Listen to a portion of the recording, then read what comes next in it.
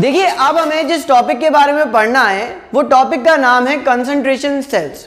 Concentration cell actually electrochemical cells ही होते हैं। जिस तरीके से इलेक्ट्रोकेमिकल सेल केमिकल एनर्जी को इलेक्ट्रिकल एनर्जी में कन्वर्ट करते हैं, उसी तरीके से कंसंट्रेशन सेल भी केमिकल एनर्जी को इलेक्ट्रिकल एनर्जी में ही कन्वर्ट करते हैं। फिर सवाल उठता है कि क्यों हम इन्हें अलग से पढ़ रहे हैं, क्यों इन्हें एक सेपरेट हेडिंग डाल करके पढ़ रहे हैं। तो सवाल का जवाब मिलेगा जब हम कंसंट्रेशन सेल्स को डिटेल में पढ़ेंगे। तो आइए आज का लेक्चर शुरू करते हैं, which is on the concentration cells. मैं हेडिंग डालता हूं कंसंट्रेशन सेल्स। अब ये कंसंट्रेशन सेल्स क्या होते हैं, तो मैंने आपको एक बात तो बता दी कि ये क्या है, these are the electrochemical cells. तो मैं पहले ये लाइन लिख देता हूं कि these are the electrochemical cells. ये भी क्या है, ये भी इलेक्ट्रोकेमिकल सेल्स हैं। These are the electrochemical cells. तो ये इलेक्ट्रोकेमिकल सेल से डिफरेंट किस तरीके से हुए, तो देखिए इलेक्ट्रोकेमिकल सेल में आपने क्या पढ़ा था, आपने ये पढ़ा था कि उसके अंदर एक कैथोड होता है और एक एनोड होता है। कैथोड पर रिडक्शन होता है, एनोड पर ऑक्सीडेशन होता है। एनोड पर इलेक्ट्रॉन लूज किए जाते हैं, कैथोड पर इलेक्ट्रॉन गेन किए जाते हैं। ये पढ़ा था आपने। ZnCu सेल पढ़ा तो था, आपने ये पढ़ा था कि उसमें आप जिंक की रॉड को ZnSO4 के सोल्यूशन में डालेंगे, कॉपर की रॉड को CuSO4 के सोल्यूशन में डालेंगे, आप दोनों की कंसंट्रेशन इलेक्ट्रोलाइट की 1 मोलर लेंगे और जिंक और कॉपर की रॉड को आप वायर और वोल्टमीटर से कनेक्ट कर देंगे। फिर जिंक पर ऑक्सीडेशन होगा, कॉपर पर रिडक्शन होगा और इस तरीके से इलेक्ट्रॉन का ट्रांसफर होगा और करंट प्रोड्यूस हो जाएगा। यानी कि आपने एक इलेक्ट्रोकेमिकल सेल में दो इलेक्ट्रोड्स ली, एक जिंक की जो एनोड की तरह एक्ट कर रही थी और एक कॉपर की जो कैथोड की तरह एक्ट कर रही थी। कंसंट्रेशन सेल्स में इस तरीके की कोई बात नहीं होती है। कंसंट्रेशन सेल्स में जो इलेक्ट्रोड यूज की जाती हैं वो एक ही एलिमेंट की होती है। यानी अगर आप कंसंट्रेशन सेल जिंक का बना रहे हैं तो कैथोड और एनोड दोनों ही आपके जिंक के होंगे। अगर आप कंसंट्रेशन सेल कॉपर का बना रहे हैं तो कैथोड और एनोड दोनों ही कॉपर के बनाए जाएंगे। इवन इसमें इलेक्ट्रोलाइट जो यूज किए जाते हैं वो भी डिफरेंट यूज नहीं किए जाते हैं। अगर आप एनोडिक कंपार्टमेंट में ZnSO4 यूज करेंगे तो कैथोडिक कंपार्टमेंट में भी ZnSO4 ही यूज किया जाएगा। तो डिफरेंट क्या होता है, तो डिफरेंट होता है इसमें कंसंट्रेशन ऑफ इलेक्ट्रोलाइट। यानी ZnSO4 का जो कंसंट्रेशन एनोडिक कंपार्टमेंट में होगा वो ZnSO4 का कंसंट्रेशन कैथोडिक कंपार्टमेंट में अलग रखेगा। मुझे मालूम है थोड़ी सी कंफ्यूजिंग हो रही होगी चीज। पहले मैं डेफिनेशन लिखता हूं और फिर मैं ड्रॉ बनाऊंगा। जब मैं डायग्राम बनाऊंगा तो आपको पूरी तरीके से ये कॉन्सेप्ट क्लियर हो जाएगा। देखिए मैंने क्या कहा, तो मैंने कहा कि ये क्या है, these are the electrochemical cells in which the electrodes used are same but the concentration of electrolyte used is different। देखिए मैंने क्या कहा, मैंने कहा कि कंसंट्रेशन सेल्स क्या हैं, तो ये इस तरीके के इलेक्ट्रोकेमिकल सेल हैं जिनमें जो इलेक्ट्रोड यूज किए जा रहे हैं वो कैसे होंगे, सेम होंगे, बट जो इलेक्ट्रोलाइट का कंसंट्रेशन होगा वो कैसा होगा, डिफरेंट होगा। देखिए मैं आपको बताता हूं, एक मैं छोटा सा पहले एक ZnCu सेल बता दूं आपको। आपने ZnCu सेल में क्या किया था, एक जिंक की रॉड ली थी और उसे आपने ZnSO4 के सोल्यूशन में इस तरीके से डिप किया था। ये जिंक की रॉड थी और ये एनोड की तरह एक्ट कर रहा था क्योंकि इस पर ऑक्सीडेशन हो रहा था। एक वेसल में आपने कॉपर की रॉड ली थी और उस कॉपर की रॉड को आपने किस में डिप कर दिया था, तो आपने उसे CuSO4 के सोल्यूशन में डिप कर दिया था और वो किसकी तरह एक्ट कर रहा था, कैथोड की तरह एक्ट कर रहा था। This was having negative charge and it was having positive charge. The inner circuit with connected with the help of a salt bridge and outer circuit with the help of a wire and a voltmeter. ये आपका ZnCu cell which was a electrochemical cell. दो separate chamber हैं, दो separate compartments हैं, उनमें दो अलग अलग इलेक्ट्रोड्स हैं और यहाँ पर आपने इलेक्ट्रोलाइट यूज किया था। ZnSO4 आइडियल कंडीशन में 1 मोलर कंसंट्रेशन था और यहाँ पर CuSO4 आइडियल कंडीशन में 1 मोलर कंसंट्रेशन था। तो कंसंट्रेशन सेल में क्या डिफरेंट है, तो मैंने कहा कि कंसंट्रेशन सेल में ये डिफरेंस है कि इसमें जो इलेक्ट्रोड्स यूज की जाएंगी वो कैसी होंगी, तो इसमें इलेक्ट्रोड्स यूज की जाएंगी वो सेम होंगी। इवन जो इलेक्ट्रोलाइट यूज किया जाएगा वो भी कैसा होगा, सेम होगा। The only difference which lies is in the concentration of electrolyte. Electrolyte का कंसंट्रेशन कैथोडिक और एनोडिक कंपार्टमेंट में इलेक्ट्रोलाइट का कंसंट्रेशन कैसा होगा, डिफरेंट होगा। कैसे डिफरेंट होगा तो मैं डायग्राम बना करके आपको समझाता हूं जिससे आपको कॉन्सेप्ट एकदम से क्लियर हो जाए। बट आप डेफिनेशन जरूर याद रखिए कि ये वो इलेक्ट्रोकेमिकल सेल है जिसके अंदर इलेक्ट्रोड्स तो यूज किए जा रहे हैं वो सेम है, बट जो कंसंट्रेशन ऑफ इलेक्ट्रोलाइट यूज किया जा रहा है वो डिफरेंट है। ये वो इलेक्ट्रोकेमिकल सेल है जिसमें जो इलेक्ट्रोड्स यूज किए जा रहे हैं वो कैसे हैं, सेम है, बट जो इलेक्ट्रोलाइट का कंसंट्रेशन यूज किया जा रहा है वो कैसा है, डिफरेंट है। देखिए मैं बना के दिखाता हूं आपको। हम इसमें एक वेसल लेते हैं, जी हाँ एक ही वेसल लेंगे, एक सिंगल वेसल लेते हैं इसके अंदर। तो ये हमने एक वेसल ले लिया और इस वेसल के अंदर एक बीच में पोरस स्पॉट लगा देते हैं, मतलब पोरस वॉल कह सकते हैं। ये पोरस वॉल है, this is a porous wall. इसमें ऐसे पोर्स हैं और इसके पोर्स के जरिए स्पेसिफिक आयंस, सिलेक्टेड आयंस इधर उधर क्या कर सकते हैं, मूव कर सकते हैं।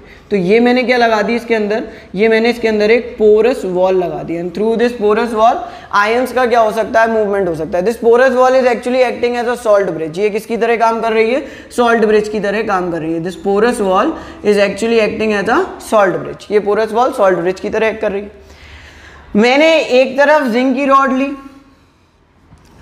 और उस जिंक की रॉड को लेकर के मैंने ZnSO4 के सॉल्यूशन में डिप कर दिया।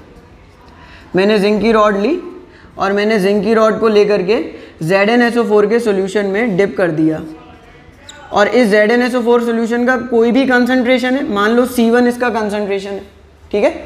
मैंने एक जिंक की रॉड ली और उस जिंक की रॉड को ले करके मैंने ZnSO4 के सॉल्यूशन में डिप कर दिया और वो ZnSO4 का कोई भी कंसंट्रेशन है, मैंने कहा आपसे कि मान लो कि उसका कंसंट्रेशन कितना है, तो उसका कंसंट्रेशन C1 है।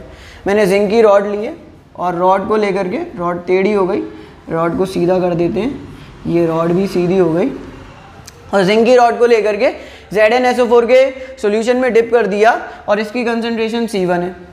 अच्छा एक और जिंक की रॉड ली और इस जिंक की रॉड को लेकर के मैंने कहाँ डिप कर दिया, तो उसे भी ZnSO4 के सॉल्यूशन में डिप कर दिया, यहाँ भी ZnSO4 है। अब मुझे मालूम है आपको लग रहा होगा वर्क कैसे करेगा, अभी करेगा। देखो ये किसकी तरह एक्ट करेगा, ये इसका कंसंट्रेशन है C2 और मैं आपको बता के चल रहा हूं, मैं आपको बता के चल रहा हूं कि C2 is actually greater than C1। ये कंडीशन है कि C2 किससे ग्रेटर होगा, C1 से। क्यों होगा वो अभी मैं क्लियर करता हूं अभी, पर आप देखिए कि C2 is actually greater than C1। अब आप समझो, these are the electrochemical cell in which the electrodes used are same but the concentration of electrolyte are different। देखो इसमें मैंने इलेक्ट्रोड जो यूज किए हैं दोनों तरफ जिंक की इलेक्ट्रोड यूज करी है, यानी जो इसमें इलेक्ट्रोड यूज हो रही हैं वो कैसी हैं, सेम है, बट जो इलेक्ट्रोलाइट का कंसंट्रेशन है वो कैसा है, डिफरेंट है। इलेक्ट्रोड सेम है, इलेक्ट्रोलाइट सेम है, बट जो इलेक्ट्रोलाइट का कंसंट्रेशन है वो कैसा है, डिफरेंट है। इतना डिफरेंट है कि C2 is greater than C1। C2 का कंसंट्रेशन C1 के कंसंट्रेशन से ज्यादा है। आउटर सर्किट को आपने कनेक्ट कर देना है with the help of a wire and a volt meter. Outer circuit को आप कनेक्ट कर देंगे किसकी मदद से, एक वायर और वोल्ट मीटर की मदद से, और ये आपका आपके सामने कंसंट्रेशन सेल आ गया। मैंने कहा कि कंसंट्रेशन सेल वो इलेक्ट्रोकेमिकल सेल हैं जिसमें इलेक्ट्रोड्स यूज की जाती हैं वो सेम होती हैं और कंसंट्रेशन ऑफ इलेक्ट्रोलाइट यूज किया जाता है वो कैसा होता है, डिफरेंट होता है। मैंने इसमें आपको इलेक्ट्रोड सेम दिए, इलेक्ट्रोलाइट सेम दिया है, बस डिफरेंट क्या दिया है, कंसंट्रेशन डिफरेंट दिया है, ठीक है। कंसंट्रेशन कैसा दिया है, डिफरेंट दिया है। अब देखिए इससे होगा क्या, देखिए एक बात समझिए, जिस इलेक्ट्रोलाइट का कंसंट्रेशन लेस होगा, लेस कंसंट्रेशन होगा, उस पर क्या होगा, ऑक्सीडेशन होगा। लेस वाले पर क्या होगा, ऑक्सीडेशन होगा। क्यों होगा वो मैं अभी क्लियर कर दूंगा, बट पहले आप सुन लीजिए कि जिस इलेक्ट्रोलाइट का कंसंट्रेशन लेस होगा उस पर ऑक्सीडेशन होगा और वो किसकी तरह एक्ट करेगा, तो it will act as anode. जिस इलेक्ट्रोलाइट का कंसंट्रेशन लेस होगा उस पर ऑक्सीडेशन होगा और वो किसकी तरह एक्ट करेगा, तो वो एक्ट करेगा एनोड की तरह। जिस इलेक्ट्रोलाइट का कंसंट्रेशन मोर होगा उस पर क्या होगा, रिडक्शन होगा, और जिस पर रिडक्शन होगा वो किसकी तरह एक्ट करेगा, तो it will act as cathode. वो किसकी तरह एक्ट करेगा, कैथोड की तरह एक्ट करेगा। The phenomena is quite simple. मैंने आपको बोला कि जिसका कंसंट्रेशन लेस होगा उस पर क्या होगा, ऑक्सीडेशन होगा, और जिस पर ऑक्सीडेशन होगा वो किसकी तरह एक्ट करेगा, तो it will act as anode. जिसका कंसंट्रेशन मोर होगा उस पर रिडक्शन होगा, और जिस पर रिडक्शन होगा वो किसकी तरह एक्ट करेगा, कैथोड की तरह। क्यों करेगा वो मैं अभी एक्सप्लेन कर रहा हूँ, बट मैंने आपसे कहा कि व्हाट आर कंसंट्रेशन सेल, तो these are the electrochemical cell in which the electrodes used are same but the concentration of electrolyte used are different. जो इलेक्ट्रोलाइट का कंसंट्रेशन होता है वो कैसा होता है, डिफरेंट होता है। फिर जिसका कंसंट्रेशन लेस होता है वो ऑक्सीडेशन शो करता है, और जिसका कंसंट्रेशन मोर होता है वो रिडक्शन शो करता है। तो क्या होगा कि इस वाली रॉड पर ऑक्सीडेशन होगा, यानी कि Zn2+ आयन सॉल्यूशन में जाने लग जाएंगे, सॉल्यूशन में पास होने लग जाएंगे, यानी जिंक ऑक्सीडेशन शो करके Zn2+ आयन प्लस 2 इलेक्ट्रॉन बनाएगा। Electrons will get accumulated on the rod, electron rod पर एक्यूमुलेट होते चले जाएंगे। इसमें क्या होगा, इसमें जिंक का क्या होगा, देखो सॉल्यूशन में पहले से Zn2+ आयन और SO4 2 नेगेटिव आयन पहले से प्रेजेंट होंगे। इधर से इलेक्ट्रॉन ट्रेवल करके इधर आएंगे, और जैसे ही इलेक्ट्रॉन इधर आएंगे तो Zn2+ 2 इलेक्ट्रॉन गेन करके किस में कन्वर्ट हो जाएगा, Zn में कन्वर्ट हो जाएगा। Zn2+ 2 इलेक्ट्रॉन गेन करके किस में कन्वर्ट हो जाएगा, Zn में। देखो यहाँ पर क्या हो रहा है, एक चैम्बर में ऑक्सीडेशन हो रहा है, Zn ही Zn2+ 2 इलेक्ट्रॉन में कन्वर्ट हो रहा है, और एक चैम्बर में क्या हो रहा है, Zn2+ इलेक्ट्रॉन गेन करके किस में कन्वर्ट हो रहा है, Zn में कन्वर्ट हो रहा है। तो यहाँ वाली रॉड थिन होती जाएगी, यहाँ वाली रॉड क्या होती जाएगी, थिक होती जाएगी। धीरे धीरे यहाँ पर Zn2+ आयन का कंसंट्रेशन इंक्रीज होता जाएगा, होता जाएगा, होता जाएगा। यहाँ Zn2+ आयन का कंसंट्रेशन डिक्रीज होता जाएगा, होता जाएगा, होता जाएगा। यानी यहाँ पॉजिटिव चार्ज बढ़ता जाएगा, यहाँ पर नेगेटिव चार्ज, क्योंकि SO4 2 नेगेटिव आयन का कंसंट्रेशन बढ़ रहा है तो यहाँ नेगेटिव चार्ज बढ़ता जाएगा, यहाँ पॉजिटिव चार्ज बढ़ता जाएगा। यहाँ से इलेक्ट्रॉन के लिए जाना मुश्किल हो जाएगा, यहाँ से इलेक्ट्रॉन के लिए आना मुश्किल हो जाएगा। क्यों, क्योंकि यहाँ पर पॉजिटिव चार्ज इलेक्ट्रॉन को अपनी ओर खींच रहा होगा। यहाँ से जाना आना क्यों मुश्किल हो जाएगा, क्योंकि देखो इलेक्ट्रॉन ट्रेवल करके यहाँ से यहाँ आया, जैसे ही इलेक्ट्रॉन ट्रेवल करके यहाँ से आया नेगेटिव चार्ज उसे रिपेल करेगा, यानी इलेक्ट्रॉन का आना क्या हो जाएगा, मुश्किल हो जाएगा। और ऐसी कंडीशन में करंट जो होगा वो फ्लो होना बंद हो जाएगा। पर मैं एक बात आपको बता दूं कि इसमें करंट की डायरेक्शन क्या होगी। तो देखिए इलेक्ट्रॉन आपके एनोड से किसकी तरफ जा रहे हैं, कैथोड की तरफ जा रहे हैं। Anode is actually acting as a source of electron, तो उस पर कैसा चार्ज होगा, नेगेटिव चार्ज होगा। Cathode is actually acting as the receiver of electron, तो उस पर कैसा चार्ज होगा, पॉजिटिव चार्ज होगा। एनोड इलेक्ट्रॉन गेन कर रहा है, ओ एनोड इलेक्ट्रॉन लूज कर रहा है, यानी सोर्स की तरह काम कर रहा है, तो वो आपका नेगेटिव चार्ज वाला हो गया। कैथोड इलेक्ट्रॉन गेन कर रहा है तो उस पर कैसा चार्ज हो गया, पॉजिटिव चार्ज हो गया। कंफ्यूज बिल्कुल मत हो, बिल्कुल इलेक्ट्रोकेमिकल सेल है। क्या है ये, वो इलेक्ट्रोकेमिकल सेल है जिसके अंदर इलेक्ट्रोड्स जो यूज की जाएंगी वो सेम होंगी, और इलेक्ट्रोलाइट का जो कंसंट्रेशन होगा वो कैसा हो जाएगा, डिफरेंट हो जाएगा। These are the electrochemical cell in which the electrodes used are the same but the concentration of electrolytes use will be different. ये वो इलेक्ट्रोकेमिकल सेल हैं जिसमें इलेक्ट्रोड जो यूज की जाती हैं वो सेम होती हैं, बट जो इलेक्ट्रोलाइट का कंसंट्रेशन होता है वो डिफरेंट होता है। Otherwise it is very much similar to what, it is very much similar to your electrochemical cell. पूरी फंक्शनिंग वही है कि एक जिंक की रॉड पर ऑक्सीडेशन हुआ, उसने Zn2+ आयन दिए, उसके इलेक्ट्रॉन्स जो थे वो रॉड पर एक्यूमुलेट हो गए, वो इलेक्ट्रॉन एनोड से कैथोड की तरफ गए। यानी कि इलेक्ट्रॉन्स की डायरेक्शन कहाँ से कहाँ है, तो इलेक्ट्रॉन्स की डायरेक्शन जो है वो एनोड से कैथोड की तरफ है। करंट की डायरेक्शन क्या होगी, तो करंट की डायरेक्शन जस्ट ऑपोजिट होगी, this is the direction of current. तो करंट की डायरेक्शन क्या होगी, तो करंट की डायरेक्शन जो होगी वो कैथोड से एनोड की तरफ होगी, कैथोड से एनोड की तरफ होगी। The phenomena is quite simple, electrochemical cell जैसा ही है पूरा। डिफरेंस बस ये है कि इलेक्ट्रोड जो हैं वो कैसे हैं, तो जो इलेक्ट्रोड है वो सेम है और इलेक्ट्रोलाइट का कंसंट्रेशन कैसा है, डिफरेंट है। लेस कंसंट्रेशन जिसका होगा उस पर ऑक्सीडेशन होगा, मोर कंसंट्रेशन जिसका होगा उस पर रिडक्शन होगा। मुझे मालूम है आपके मन में ये डाउट उठ रहा होगा कि आप ऑक्सीडेशन वाले चैम्बर को ही क्यों लेस कंसंट्रेशन दे रहे हो और रिडक्शन वाले चैम्बर को ही क्यों मोर कंसंट्रेशन दे रहे हो, वो मैं अभी क्लियर कर दूंगा। बट पहले कंसंट्रेशन सेल क्या चीज़ है उसे दिमाग में बिठा लो, अपने माइंड में स्टोर कर लो, सेव कर लो, समझ लो, समझा लो खुद को कि क्या है ये। तो ये एक इस तरीके का इलेक्ट्रोकेमिकल सेल है जिसके अंदर जो इलेक्ट्रोलाइट का कंसंट्रेशन है वो डिफरेंट होगा, इलेक्ट्रोड्स यूज होंगी वो सेम होंगी। जिसमें कंसंट्रेशन इलेक्ट्रोलाइट का लेस होगा वो एनोड की तरह एक्ट करेगा, जिसमें मोर होगा वो कैथोड की तरह एक्ट करेगा। हमारे सेल ने अभी वर्क करना बंद कर दिया था। मैंने आपसे कहा था कि जिंक का कंसंट्रेशन बढ़ता जाएगा, वो पॉजिटिव चार्ज इलेक्ट्रॉन को खींचेगा, यहाँ पर SO4 नेगेटिव आयन का कंसंट्रेशन बढ़ता जाएगा, वो इलेक्ट्रॉन को आने नहीं देगा और सेल विल स्टॉप वर्किंग। उस कंडीशन में रेस्क्यू के लिए कौन आती है, पोरस वॉल। कैसे, यहाँ यहाँ से SO4 देखो, यहाँ पॉजिटिव चार्ज ही तो ज़्यादा हो गया है, यहाँ पॉजिटिव मोर हो गया है, यहाँ पर कौन मोर हो गया है, नेगेटिव मोर हो गया है। तो यहाँ नेगेटिव को कम करना है और यहाँ पॉजिटिव को कम करना है। तो इसमें से SO4 नेगेटिव आयन निकल के कहाँ जाने लगते हैं, इसमें से SO4 नेगेटिव आयन निकल के Zn2+ आयन वाले कंपार्टमेंट में जाने लगते हैं, यानी एनोडिक कंपार्टमेंट में जाने लगते हैं। देखिए एनोडिक कंपार्टमेंट में पॉजिटिव चार्ज की कंसंट्रेशन क्या हो गई थी, ज़्यादा हो गई थी।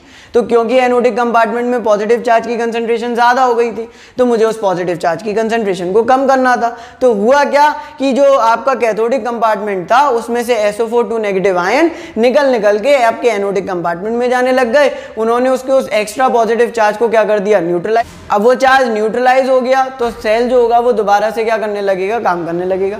यानी पोरस वॉल ने बिल्कुल सॉल्ट ब्रिज का काम किया, यानी उसने इलेक्ट्रिकल न्यूट्रलिटी को क्या कर दिया, मेंटेन कर दिया। This is your concentration cell. अच्छा, इस कंसंट्रेशन सेल का EMF या ई सेल का क्या फॉर्मूला होगा, तो मैं डेफिनेशन हटा देता हूँ और डेफिनेशन हटा करके मैं आपको इसके ई सेल का फॉर्मूला बताता हूँ।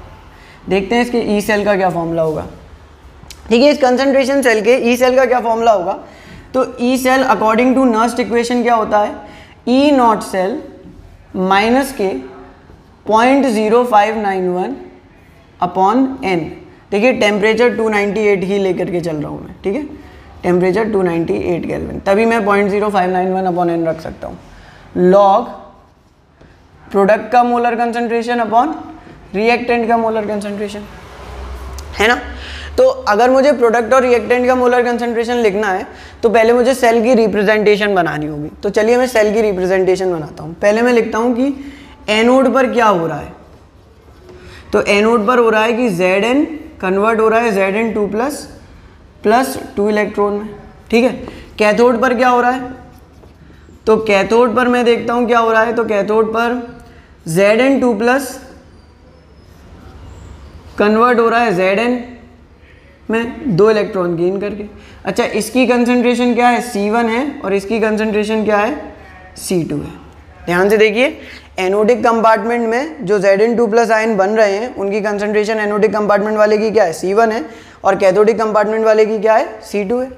नहीं आया समझ, आप ध्यान से दोबारा देखिए, मैं आपको बताता हूँ इस पूरे को साफ करके अच्छे से, ठीक है, बहुत आराम से कॉन्सेप्ट क्लियर होगा। कंसंट्रेशन सेल बनता कैसे वो तो अब आपने देख भी लिया है, सो हमें ड्रॉ की रिक्वायरमेंट भी नहीं थी। देखिए, ठीक है, उसमें हो क्या रहा था, तो उसमें एनोड पर ऑक्सीडेशन हो रहा था। तो मैं कह रहा था कि Zn कन्वर्ट हो रहा है Zn2+ में, है ना, और उस Zn2+ की कंसंट्रेशन क्या है, C1 है प्लस 2 इलेक्ट्रॉन।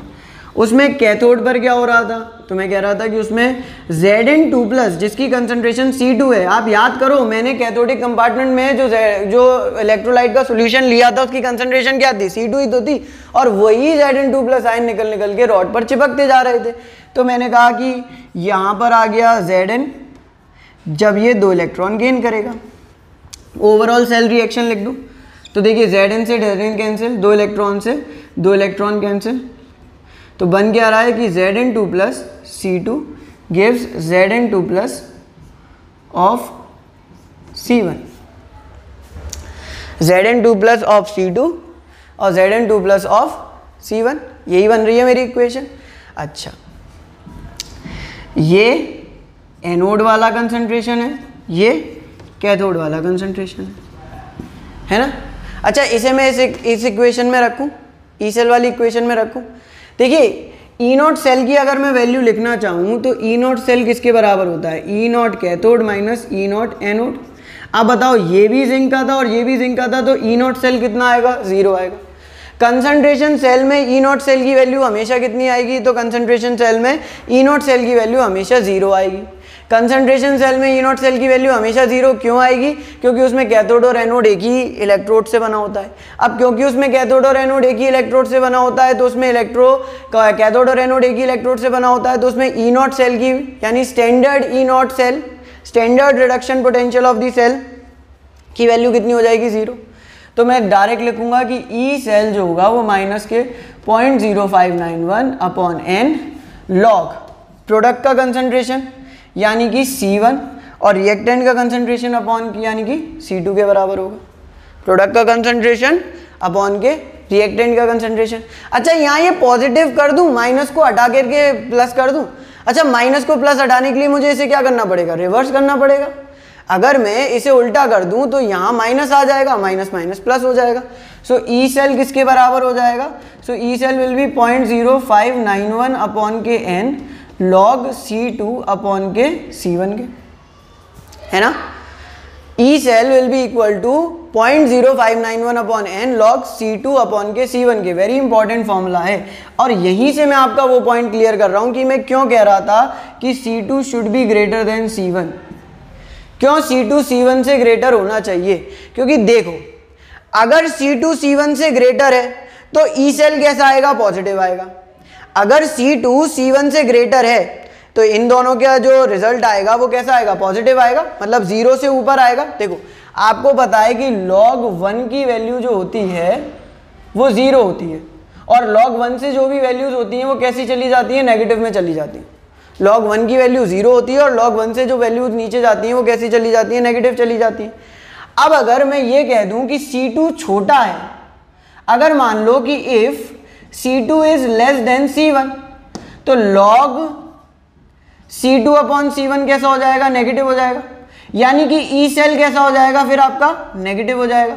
और अगर ई सेल नेगेटिव हो जाएगा तो क्या आपका सेल वर्क करेगा, क्या प्रोसेस स्पॉन्टेनियस होगी, नहीं, प्रोसेस स्पॉन्टेनियस नहीं होगी। तो अगर सेल ई सेल नेगेटिव है तो प्रोसेस जो है वो नॉन स्पॉन्टेनियस हो जाएगी। तो प्रोसेस को स्पॉन्टेनियस बनाए रखने के लिए जो C2 का कंसंट्रेशन है उसे कैसे रखना है, ग्रेटर रखना है C1 के कंसंट्रेशन से। देखो आपको अगर नहीं आया तो मैं दोबारा से लिख करके आपको क्लियर कर देता हूं, बस देखते रहो, जब तक क्लियर नहीं हो तब तक जरूर मुझसे आप डाउट दोबारा पूछो, but this video lecture should be the best for you, मतलब this chapter should be the best for you, ये आपके लिए बेस्ट होना चाहिए। देखिए मैंने आपको ये बताया कि ई सेल किसके बराबर था, तो ई सेल बराबर था ई नॉट सेल माइनस के 0.0591 अपॉन के एन लॉग प्रोडक्ट का कंसंट्रेशन अपॉन के रिएक्टेंट के कंसंट्रेशन के। मैंने आपसे कंसंट्रेशन सेल के लिए ओवरऑल रिएक्शन लिखवाई है ना, ओवरऑल रिएक्शन में मैंने आपसे क्या लिखवाया, तो मैंने आपसे कहा कि एनोड है एक, और मैंने कहा कि एनोड पर क्या हो रहा है, तो मैंने कहा एनोड पर Zn कन्वर्ट हो रहा है Zn2 प्लस में, और वो 2 इलेक्ट्रॉन लूज कर रहा है और इसकी कंसंट्रेशन C1 है। मैंने आपसे कहा कि कैथोड पर क्या हो रहा है, तो आपने कहा कि कैथोड पर Zn2 प्लस 2 इलेक्ट्रॉन गेन करके Zn में कन्वर्ट हो रहा है और इसकी कंसंट्रेशन C2 है। फिर मैंने कहा कि C2 ग्रेटर था C1 से, इसका मुझे एक्सप्लेनेशन देना है, पर मैंने कहा पहले इन्हें ऐड कर लो। तो आपने कहा कि Zn2 प्लस जिसकी कंसंट्रेशन C2 है वो कन्वर्ट हो रहा है Zn2 प्लस जिसकी कंसंट्रेशन C1 है उसमें। ऐसे ही हो रहा है, किसी को तो डाउट नहीं होगा इस चीज़ में, तो ये C2 से C1 में कन्वर्ट हो रहा है। अब मैंने आपसे कहा कि ई सेल लिखो, तो मैंने कहा ई नॉट सेल 0 होगा क्योंकि दोनों ही कैथोड और एनोड सेम इलेक्ट्रोड के बने हुए हैं, तो ये 0 हो गया। तो ये क्या आ गया, -0.0591 अपॉन एन लॉग प्रोडक्ट की कंसंट्रेशन यानी C1 की कंसंट्रेशन, रिएक्टेंट की यानी कि C2 की कंसंट्रेशन। अब सेल तभी वर्क करता है जब वो कैसा हो, ई सेल पॉजिटिव हो। यहाँ नेगेटिव दिख रहा था तो इसे पॉजिटिव करने के लिए मैंने क्या करा, उसे रिवर्स कर दिया। तो 0.0591 upon n log C2 upon के C1 के बराबर हो गया। ये लॉग C2 अपॉन के C1 के बराबर हो गया। अब देखो मैंने आपको बताया कि log 1 इज 0 और लेस देन log 1 की वैल्यूज नेगेटिव में चली जाएंगी। और अगर मान लो कि अगर if C2 is less than C1, तो ये तो अगर C2 लेस देन C1 है, मतलब मान लो C2 4 है और C1 5 है, तो रिजल्ट तो लेस देन 0 लेस देन 1 आ रहा है, लेस देन 1 आ रहा है, लेस देन, देखो log 1 की वैल्यू इज 0 और 1 से नीचे अगर वैल्यूज का लॉग निकालोगे तो नेगेटिव होगा, यानी ये पूरी वैल्यू नेगेटिव आएगी। तो ई सेल भी कैसा हो जाएगा, नेगेटिव हो जाएगा। और अगर ई सेल नेगेटिव होगा, if E cell is negative the process will become non spontaneous, क्योंकि delta G is equals to minus के एन एफ ई सेल होता है। और अगर ई सेल नेगेटिव हो गया, if E cell is negative तो delta G will be positive और प्रोसेस कैसी हो जाएगी, नॉन स्पॉन्टेनियस हो जाएगी। So to make the process spontaneous, to keep the cell working, the concentration of C2 must be greater than C1। C2 का concentration C1 से greater होना चाहिए। The concentration of cathode must be greater than anode, so that the EMF of the cell remains positive and process becomes spontaneous. Process कैसी बनी रहे आपकी? Spontaneous बनी रहे. इसलिए वेरी इंपॉर्टेंट है कि जो कंसंट्रेशन है कैथोड का यानी कि C2 that must be greater than the concentration of the anode यानी कि C1. C2 must be greater than the C1. ये मैंने आपको बताया अबाउट व्हाट? तो ये मैंने आपको बताया अबाउट द कंसंट्रेशन सेल्स. तो हमने कंसंट्रेशन सेल के बारे में क्या पढ़ा? तो हमने पढ़ा कि ये वो सेल हैं जिनके अंदर इलेक्ट्रोड कैसे होंगे? सेम होंगे. इलेक्ट्रोलाइट का कंसंट्रेशन डिफरेंट होगा. और इनके ई सेल की वैल्यू का फॉर्मूला क्या होगा? तो इनके ई सेल की वैल्यू का फॉर्मूला होगा E cell is equals to 0.0591 upon n log C2 upon के C1. कंसंट्रेशन सेल की ई सेल या EMF का फॉर्मूला होता है 0.0591 upon n log C2 upon के C1 के.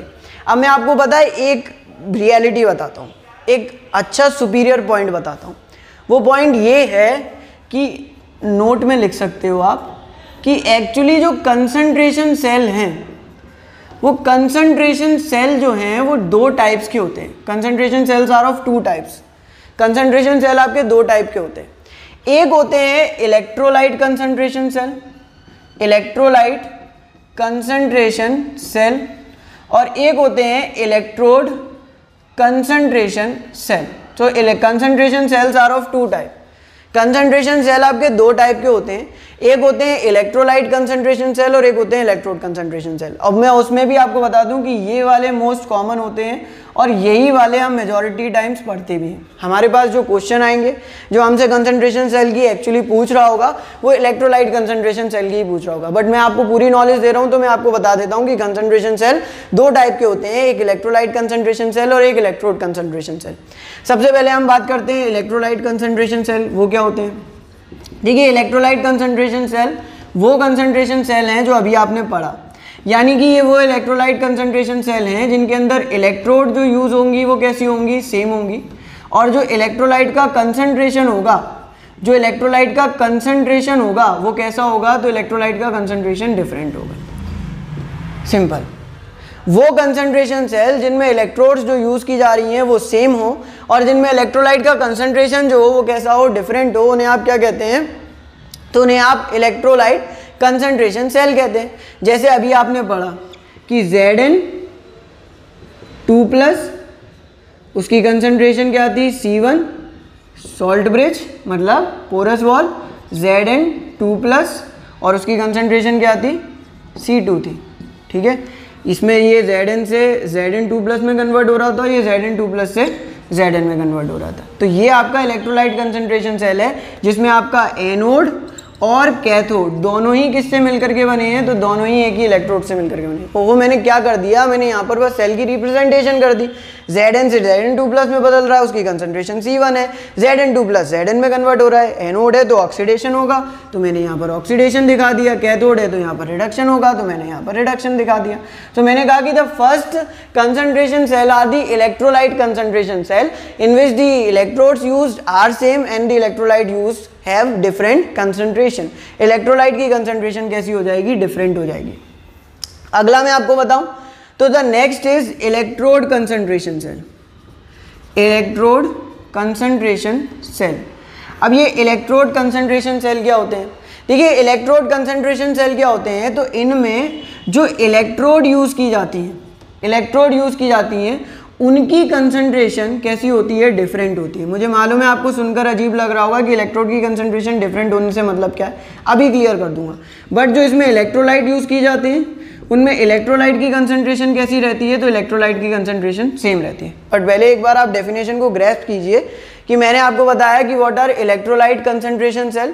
तो इलेक्ट्रोलाइट कंसंट्रेशन सेल वो कंसंट्रेशन सेल है जिसमें इलेक्ट्रोड जो यूज़ की जाएंगी वो सेम होंगी, बट उनमें इलेक्ट्रोलाइट की कंसंट्रेशन कैसी होगी, डिफरेंट होंगी। और इलेक्ट्रोड कंसंट्रेशन सेल वो कंसंट्रेशन सेल है जिनमें इलेक्ट्रोड की कंसंट्रेशन डिफरेंट होगी। रिमेंबर, इलेक्ट्रोड की कंसंट्रेशन डिफरेंट होंगी और इलेक्ट्रोलाइट की कंसंट्रेशन सेम होगी। अब आपके मन में सवाल उठ रहा होगा कि इलेक्ट्रोड की कंसंट्रेशन डिफरेंट होने से क्या मतलब है। देखिए, कंसंट्रेशन डिफरेंट होने से मेरा मतलब क्या है, तो पहले मैं आपको रिप्रेजेंटेशन ऑफ हाइड्रोजन इलेक्ट्रोड सिखाना चाहूँगा। हमने स्टैंडर्ड हाइड्रोजन इलेक्ट्रोड पढ़ा था, तो मैं आपको उसका रिप्रेजेंटेशन सिखाना चाहूँगा। रिप्रेजेंटेशन ऑफ SHE मैंने आपको सिखाया नहीं था जानबूझकर, क्योंकि मुझे यहाँ बताना था इसलिए। तो मैं आपको रिप्रेजेंटेशन ऑफ SHE सिखाता हूँ। रिप्रेजेंटेशन ऑफ SHE, हमने SHE पढ़ा था, मैंने आपको बताया था कि उसके अंदर क्या होता है, तो एक PT ब्लॉक होता है coated with PT black powder होता है, और उसे हम एक ग्लास के ट्यूब में सील कर देते हैं और उसके ऊपर हाइड्रोजन गैस बबल करते हैं। तो उसका रिप्रेजेंटेशन बहुत सिंपल है। जैसे आप कोई और इलेक्ट्रोड को रिप्रेजेंट करते हैं, जैसे मान लो कि जिंक को आप रिप्रेजेंट करते हैं, तो आप कैसे करते हैं, Zn कन्वर्ट हो रहा है किसमें, Zn2+ में, और अगर कॉपर को करते हैं तो Cu2+ कन्वर्ट हो रहा है किसमें, Cu में। ऐसे ही तो हम रिप्रेजेंट करते हैं, जिंक Zn2+ में कन्वर्ट हो रहा है। आप इनकी कंसंट्रेशन बता देते हैं, इसका कंसंट्रेशन C1 है, इसका कंसंट्रेशन C2 है, ये एनोड की तरह एक्ट कर रहा है, ये कैथोड की तरह एक्ट कर रहा है, और आप इस तरीके से उन्हें रिप्रेजेंट कर देते हैं। तो मैं आपको SHE का रिप्रेजेंटेशन बता रहा हूँ कि आप SHE को किस तरीके से क्या कर सकते हैं, रिप्रेजेंट कर सकते हैं। तो the representation is quite simple, कोई ऐसे घबराने की बात नहीं है। SHE का रिप्रेजेंटेशन देखिए, उसमें क्या होता है कि मान लीजिए ये PT प्लेटिनम के ब्लॉक के ऊपर कॉमा हाइड्रोजन की गैस है जिसका प्रेशर कितना है, P1 है, ठीक है। और ये अगर एनोड की तरह एक्ट कर रही है तो इस सॉल्यूशन में H आयन प्रोड्यूस करेगी, और उन H आयन का कंसंट्रेशन मान लो क्या हो गया, C1 हो गया। देखो, H2 गैस H आयन में कन्वर्ट हुई, उनका कंसंट्रेशन C1 था और उसका प्रेशर P1 था। ये हो गया आपका SHE का रिप्रेजेंटेशन। P1 अगर SHE है तो हम प्रेशर कितना ले लेते हैं, तो 180 हम लिख देते हैं।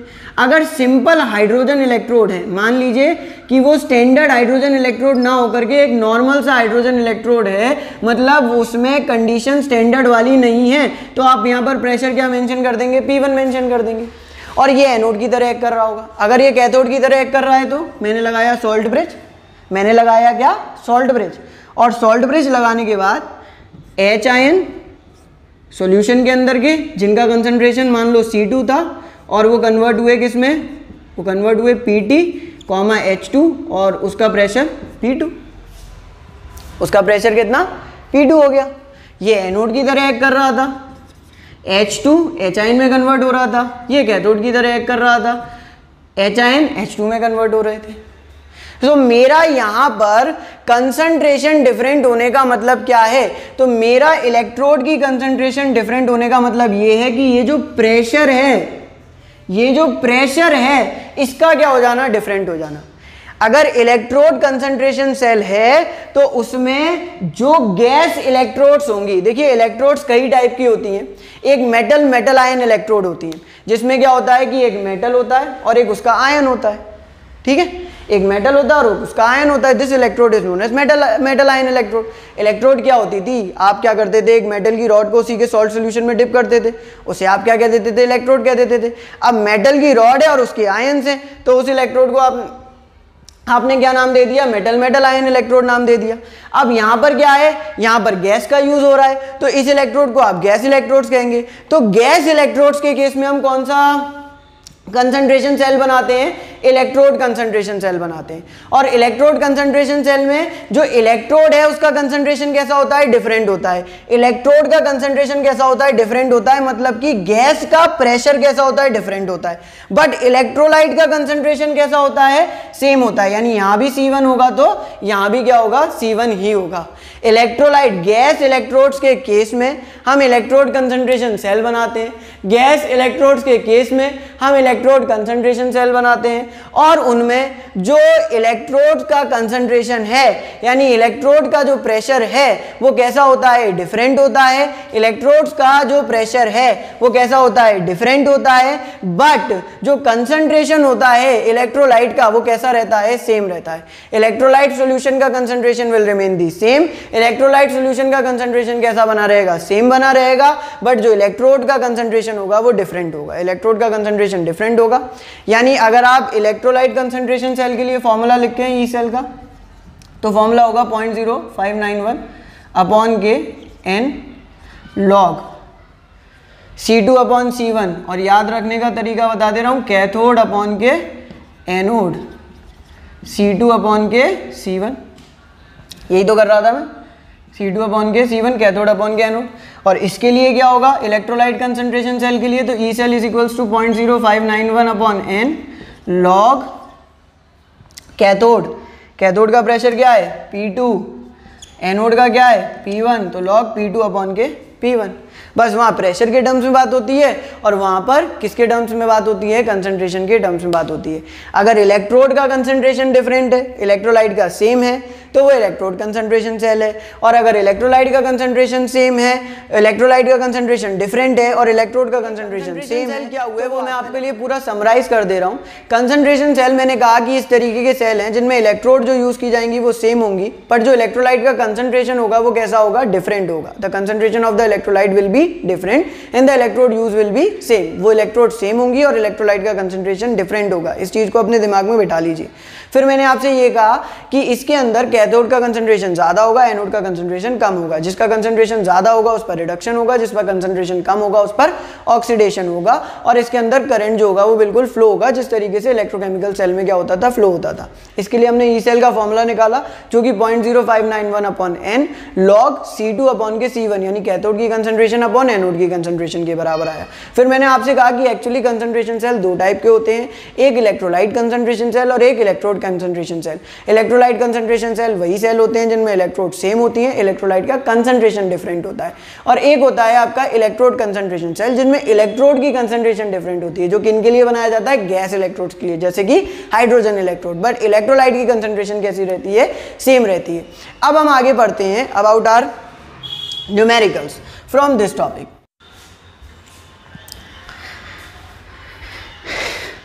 देखिए अब इस टॉपिक से रिलेटेड कुछ न्यूमेरिकल्स कर लेते हैं जिससे कॉन्सेप्ट और ज़्यादा क्लियर हो जाए। तो मैं हेडिंग डालता हूँ न्यूमेरिकल्स। अब पहला क्वेश्चन क्या कह रहा है, तो पहला क्वेश्चन कह रहा है कि calculate the EMF of following cell. इस सेल का ईएमएफ फाइंड आउट करिए, ठीक है, calculate the EMF of the following cell. और उसने सेल में क्या दे रखा है, उसने कहा कि ZnSO4 concentration 0.01 m salt bridge, ZnSO4 concentration 0.1 m Zn, ये दे रहा है। और बोल रहा है कि कितने टेम्परेचर पर, तो 298 केल्विन के टेम्परेचर पर ईएमएफ ऑफ दी सेल को फाइंड आउट करके दिखाइए।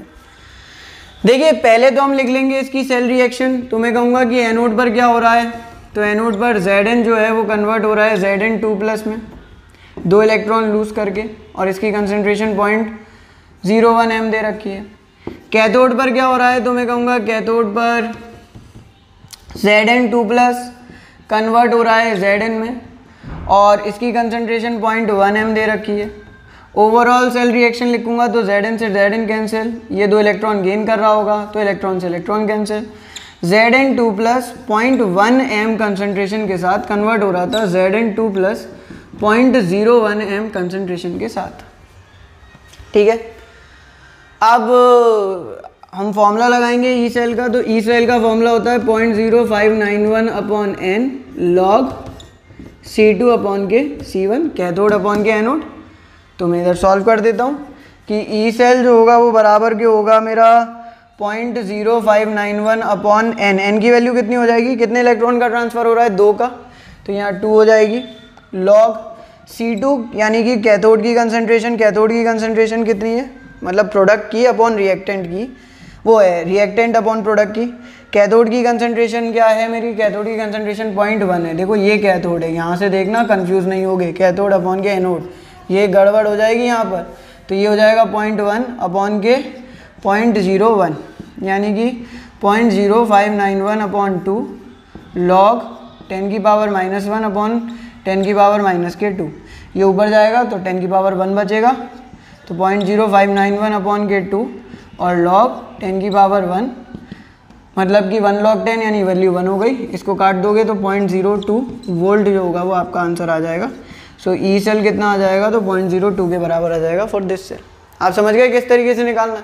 आपको दिख गया कि इलेक्ट्रोड कैसी हैं, दोनों सेम है, और जब आपको इलेक्ट्रोड अपनी सेम दिख गई तो आप सीधे सीधे आंसर निकाल दीजिए, क्योंकि ई नॉट सेल की वैल्यू तो आपको पता ही चल जाएगी कि ई नॉट सेल की वैल्यू 0 हो जाएगी। अगर आप अपनी नर्स्ट इक्वेशन से निकालते तो अभी आंसर सही आता, कोई गड़बड़ नहीं होती, बट मुझे अब देख करके पता चल रहा है कि ये मेरा कंसंट्रेशन सेल है, दोनों इलेक्ट्रोड सेम है, मुझे फॉर्मूला पता है, तो मैं सीधे फॉर्मूला लगा करके आंसर निकालूंगा। देखिए अब मैं आपको बताता हूं about the relation between the E naught cell and the equilibrium constant. तो आइए समझते हैं relation between E naught cell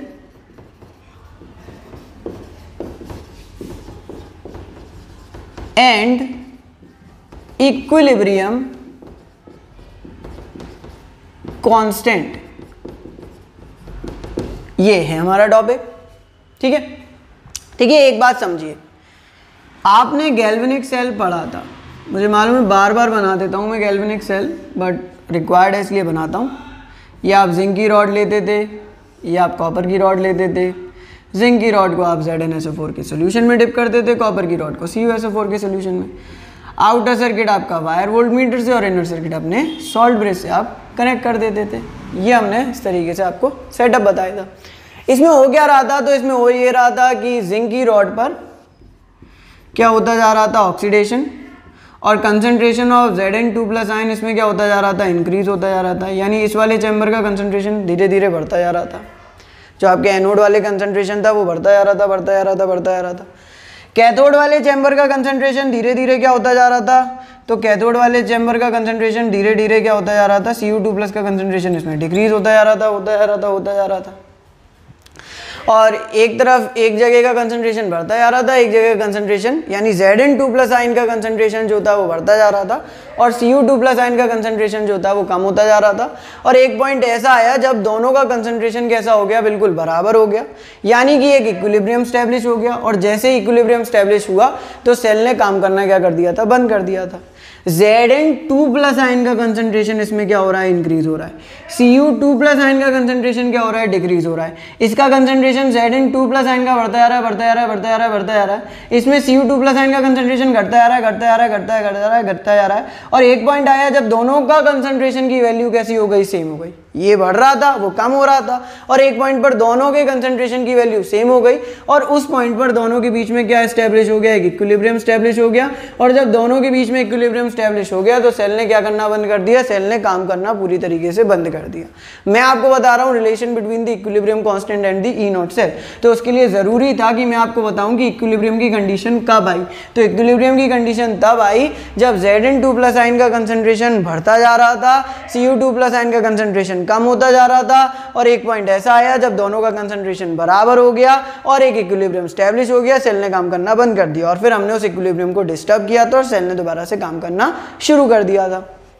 देखिए, जब इक्विलिब्रियम स्टैब्लिश हो जाएगा तो सेल की रीडिंग क्या हो जाएगी, 0, क्योंकि सेल तो काम करना बंद कर देगा। According to Nernst equation, according to Nernst equation या नर्नेस्ट इक्वेशन के अकॉर्डिंग ई सेल किसके बराबर होता है, तो वो ई नॉट सेल माइनस के 0.0591 अपॉन n लॉग प्रोडक्ट का मोलर कंसंट्रेशन अपॉन रिएक्टेंट के मोलर कंसंट्रेशन के बराबर होता है। एट इक्विलिब्रियम ई सेल की वैल्यू तो 0 हो गई है, तो ये ई नॉट सेल माइनस के 0.0591 अपॉन n लॉग प्रोडक्ट का मोलर कंसंट्रेशन अपॉन रिएक्टेंट के मोलर कंसंट्रेशन के बराबर होगा। होगा या नहीं होगा, बिल्कुल होगा। यानी कि ई नॉट सेल, देखो ये इधर जाएगा तो माइनस का होगा, ये माइनस के 0.0591 अपॉन n लॉग प्रोडक्ट का मोलर कंसंट्रेशन अपॉन रिएक्टेंट के मोलर कंसंट्रेशन के बराबर होगा। ये माइनस माइनस कट जाएंगे और ये पूरा प्लस का हो जाएगा। अब एक इंपॉर्टेंट बात देखो कि यहाँ पर एक्चुअली क्या आता था, तो प्रोडक्ट का मोलर कंसंट्रेशन अपॉन रिएक्टेंट का molar concentration is equals to what, reaction quotient. But at equilibrium पर रिएक्शन कोशेंट किसके बराबर होता है, Kc के बराबर ही तो होता है। तो मैं यहाँ पर क्या लिख सकता हूँ, मैं यहाँ पर लिख सकता हूँ log Kc। तो ई नॉट सेल और इक्विलिब्रियम कांस्टेंट में क्या रिलेशन हो गया, तो ई नॉट सेल और इक्विलिब्रियम कांस्टेंट में रिलेशन हो गया कि E naught cell is equals to 0.0591 upon n log Kc। E naught cell is equals to 0.0591 upon n log K C. This is valid only in the condition of equilibrium. यदि equilibrium नहीं है तो इसे मत रख देना, तो ये वैलिड नहीं होगी, तो ये वैलिड नहीं होगी। अच्छा, मैं इससे एक और रिलेशन बताता हूँ आपको, देखिएगा। आपने ये नर्स्ट इक्वेशन पढ़ी, E cell equals to E naught cell minus के 2.303 आर टी अपॉन के एन एफ लॉग क्यू, यही पढ़ी थी बिल्कुल, किसी को डाउट तो नहीं होगा इस इक्वेशन में। अच्छा, एट इक्विलिब्रियम पर, इक्विलिब्रियम की कंडीशन में क्या हो जाएगा, तो इक्विलिब्रियम की कंडीशन में E cell will be equal to 0, E cell मेरा 0 हो जाएगा। तो मैं इस इक्वेशन को ऐसे भी लिख सकता हूँ, और Q किसके बराबर हो जाएगा, तो Q KC के बराबर हो जाएगा। इसमें तो कोई डाउट नहीं होगा ना। इक्विलिब्रियम पर, इसी इक्वेशन के लिए मैं बोल रहा हूँ कि इक्विलिब्रियम पर ई सेल 0 हो जाएगा, क्योंकि कैथोडिक कंपार्टमेंट का कंसंट्रेशन डिक्रीज होता जाएगा, एनोडिक का बढ़ता जाएगा, और एक कंडीशन ऐसी आएगी कि दोनों की वैल्यू बराबर हो जाएगी और इक्विलिब्रियम स्टैब्लिश हो जाएगा और सेल काम करना बंद कर देगा। तो E cell is equals to 0, Q is equals to KC। जो रिएक्शन कोएफिशिएंट यहाँ लिखते हो वो किसके बराबर हो जाएगा, KC के बराबर हो जाएगा। ठीक है, तो मैं रख देता हूँ कि ई सेल, अब ये तो 0 हो गया, तो ये ई सेल अगर 0 हो गया तो ये इधर आ जाएगा, तो ई नॉट सेल वो भी माइनस का होगा, तो माइनस का is equals to 2.303 R T upon n F log K C, इसके बराबर होगा। और ये भी कैसा होगा, माइनस का, तो माइनस माइनस कैंसिल हो जाएंगे और ये पूरा कैसा हो जाएगा, तो ये पूरा का पूरा आपका प्लस का हो जाएगा। ठीक है, E naught cell is equals to 2.303 R T upon n F log K C के बराबर हो जाएगा। अच्छा, डेल्टा जी नॉट के लिए आपने क्या पढ़ा था, तो डेल्टा जी नॉट के लिए पढ़ा था ये बराबर क्या होता है, माइनस के n F E naught cell के। मैं ई नॉट सेल की वैल्यू को इधर प्लेस कर दूं तो किसके बराबर हो जाएगा, माइनस के n F 2.303 R T log K C upon के एन एफ के। एन एफ से एन एफ कैंसिल हो गया, तो ये किसके बराबर हो गया, माइनस के 2.303 R T log K C के। तो ये equilibrium constant and change in Gibbs free energy के बीच का रिलेशन हो गया। देखो ध्यान से समझना, मैंने दोनों रिलेशन बताए हैं आपको। मैंने आपको ई नॉट सेल और इक्विलिब्रियम कांस्टेंट के बीच का रिलेशन बताया।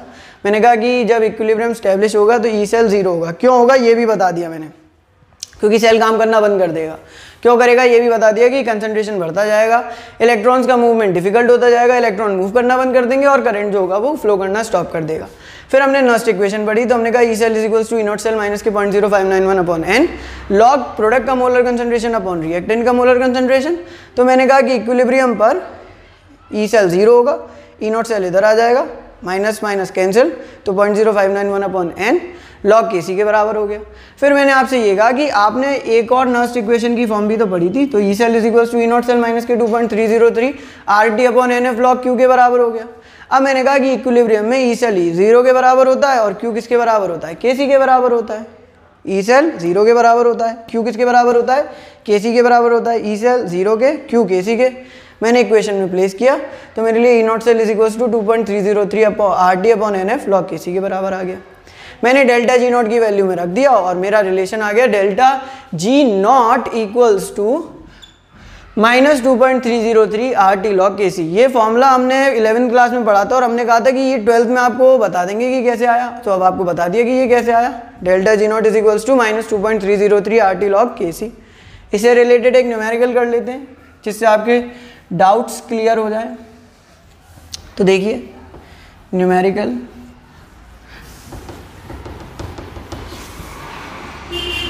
इससे related numerical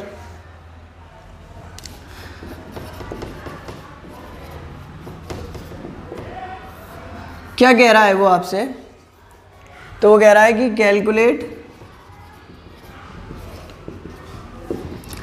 the E naught cell या calculate the K C for the following cell. इस सेल के लिए के सी की वैल्यू फाइंड आउट करिए। सेल क्या है आपका, Zn2 प्लस एक्वस ये सॉलिड, Cu2 प्लस एक्वस से Cu दिया गया है, तो उसने दे रखा है आपको कि E0 Zn2 प्लस से Zn माइनस 0.76 वोल्ट और E0 Cu2 प्लस से Cu प्लस 0.34 वोल्ट। अब बोल रहा है कि इसके लिए Kc की वैल्यू फाइंड आउट करो। अब देखो, अगर उसने मेंशन किया है कि आपको Kc की वैल्यू फाइंड आउट करनी है, तो इसका मतलब ये है कि रिएक्शन में इक्विलिब्रियम है, तभी Kc बोल रहा है। अगर इक्विलिब्रियम है, हम कहेंगे कि इफ देयर इज इक्विलिब्रियम, यदि इक्विलिब्रियम है तो उस कंडीशन में E cell will be zero, यानी कि E0 cell will be equals to 0.0591 upon n log Kc। E0 cell 0.0591 upon log Kc के बराबर हो गया। E0 सेल निकालना है तो वो किसके बराबर होगा? E0 cathode minus E0 anode के। वैसे तुम इस सेल के लिए तो कितनी बार निकाल चुके हो, पर फिर भी दिखा देते हैं। माइनस क्या, प्लस 0.34 और minus 0.76 is equals to 0.0591 upon n। अब देखो n, इलेक्ट्रॉन का ट्रांसफर कितने का हो रहा है? 2, यहाँ भी 2, तो 2 log कितना रख दें? Kc रख दो। ये कितना हो जाएगा? 1.10 वोल्ट, और ये काटोगे तो आ जाएगा 0.02 log Kc। ठीक है,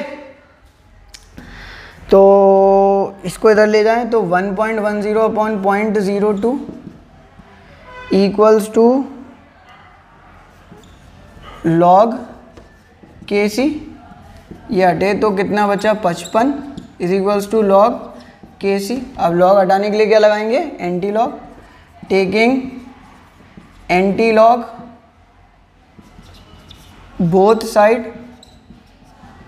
अब एंटी लॉग लगाना है बोथ साइड, तो मैंने आपको बताया था कि अगर आपको इसका एंटी लॉग निकालना है तो आप 55 में पहले तो पॉइंट लगा के 0 लगा दो, फिर पॉइंट से पहले जितनी भी चीज़ें हैं उसको पावर में चढ़ा दो, तो 10 की पावर 55 आ गया।